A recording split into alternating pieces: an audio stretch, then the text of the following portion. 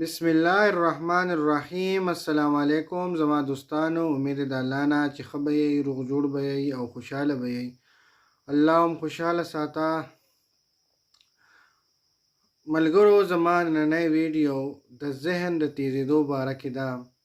د چا ذهن چې کمزوري وي او بار بار ته خبره یریږي او سبق ورته نه یادېږي، یا چا سره میلاو شي نو هغه نه بیا هېري چې یاره زه دې بنده سره میلاو شوی یم او که نه، یا داسې حال چې یو سبق یې ویلی وي او یاد کړی خو بیا ترې نه هېري، او یا ورته چا څه خبره کړي او د ده نه هغه خبره هېره شوې، یا د کور نه سودا لتلی بازار ته او د ده نه دا هېر شوي چې ما ته یې کور کې څه ویلي وو چې څه به راړي. ده ته ډېر زیات تکلیف وي. که چارې ولیکي نو ده ته یې رایاد شي چې کاغذ ته وګوري، او که ونه لیکي نو د ده نه بیا هېري. یا تلی بازار ته ویلي ورته یو څیز او دی هلته لاړ شي نو بل څیز راړي. دې ته د ذهن کمزورتیا وایي. او د دې ذهن د قوت دپاره یو عمل دی، ډېر اسان دی، چې څوک یې کوي نو انشاءالله د الله په فضل سره به د هغه ذهن ډېر زر تر زره ترقۍ طرف ته شروع شي او د ده ته به بیا څیزونه هم یادي. ده ته به سبق یادول هم اساني. دی به په سکول کې هم قابل شي، دی به په کالج کې هم قابل شي، دی به په حفظ کې هم قابل شي، او دی به داسې نور ډېر علوم دته حاصل شي. د ده نه به بیا هېرېږي نه، او د کور د ملامتیا نه به هم بچي.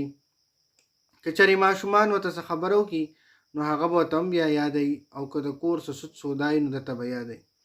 اسان عمل دی. ملګرو په غور سره واورئ او ځان سره وظیفه کوي، ځان سره یاد کوي. ډیر اسان عمل دی.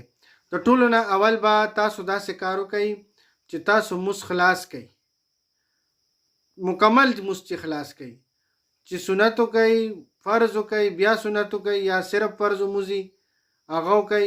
نو کې به نه نو 11 پیرې به درود شریف ووایئ، او د هغې نه بعد به بیا 101 پیرې 101 پیرې به یا قدوسو یا قدوسو یا قدوسو ووایئ. چې دا ووایئ نو د دې نه بعد به بیا 11 پیرې درود شریف ووایئ. اسان عمل دی، هر چاله ورځي، هیڅ د یادولو پکې څه خبره نشته. درود شریف هر چاله ورځي، هر قسمه درود شریف چې ووایي.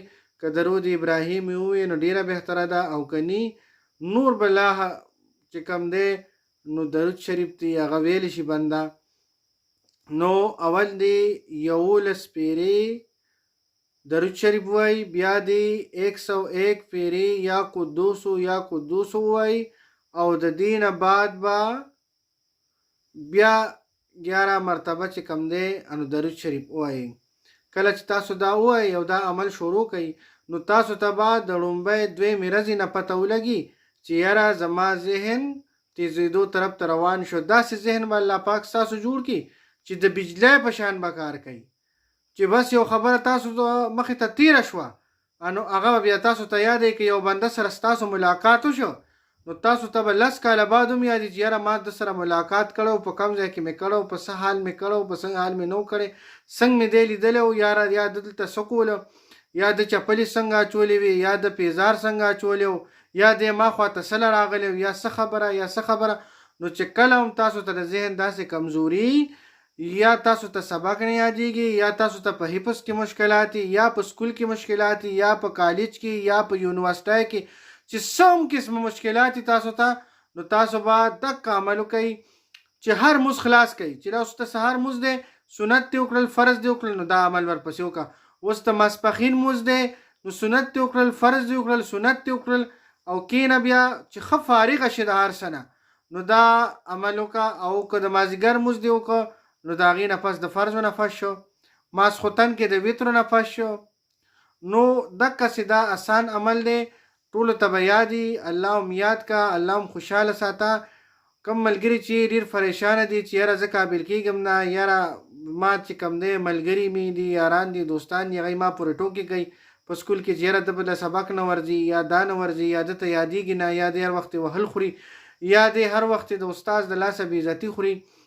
نو د ډېر زیات مشکلاتو سره او د سکول ته اړه نه کېږي. نه په سکول کې لګي نه په جماعت کې لګي، کله یو ځای پټیږي کله بل ځای پټیږي. نو آسان عمل دی که ماشومان یې که لوی یې او که بوډاګان یې، نو دا عمل د ځان سره کوي.